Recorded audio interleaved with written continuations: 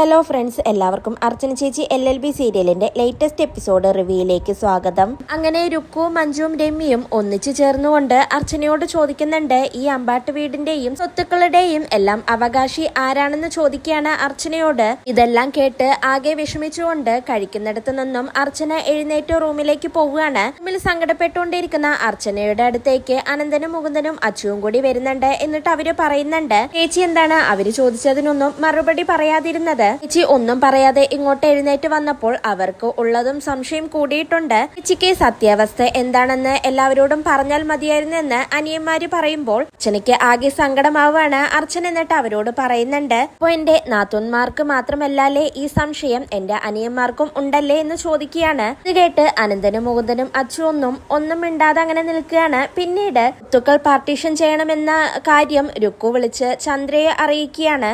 എന്നിട്ട് രുക്കുവിനോട് ചോദിക്കുന്നുണ്ട്, ഇതെല്ലാം കേട്ടിട്ട് അമ്മമാരുടെ നിലപാട് എന്താണെന്ന് ചോദിക്കുകയാണ്. രുക്കു അപ്പൊ പറയുന്നുണ്ട്, അവർക്ക് അങ്ങനെ താല്പര്യമൊന്നുമില്ല ഇതിൽ, പക്ഷേ മഞ്ജു ചേച്ചി ഇതിന് കട്ട സപ്പോർട്ടാണെന്ന് പറയാണ്. പിന്നീട് അർച്ചന സങ്കടപ്പെട്ടുകൊണ്ട് റൂമിൽ അങ്ങനെ ഇരുന്ന് കരയുകയാണ്. അർച്ചനയെ ആശ്വസിപ്പിക്കാൻ ചിന്നുവും അടുത്ത് തന്നെയുണ്ട്. ഇതിനുശേഷം രുക്കുവും മഞ്ജുവും തമ്മിൽ സംസാരിക്കുന്നുണ്ട്. അവരുടെ പ്ലാനുകളെല്ലാം വിജയിക്കാൻ പോകുന്നു എന്നുള്ള സന്തോഷമാണ് രുക്കുവിനും മഞ്ജുവിനും. മന്ത്രി വിളിച്ച് രുക്കുവിനോട് പറഞ്ഞ കാര്യങ്ങളെല്ലാം മഞ്ജുവിനോട് പറയുന്നുണ്ട്. പിറ്റേ ദിവസം രാവിലെ അർച്ചന കോടതിയിലേക്ക് പോവുകയാണ്. അർച്ചന പോയതിനു ശേഷം അങ്ങോട്ടേക്ക് ചന്ദ്ര വരുന്നുണ്ട്. വീടും സ്ഥലവുമെല്ലാം അളന്ന് തിട്ടപ്പെടുത്താനായി വിളിച്ചുകൊണ്ടാണ് ചന്ദ്ര അങ്ങോട്ടേക്ക് വരുന്നത്.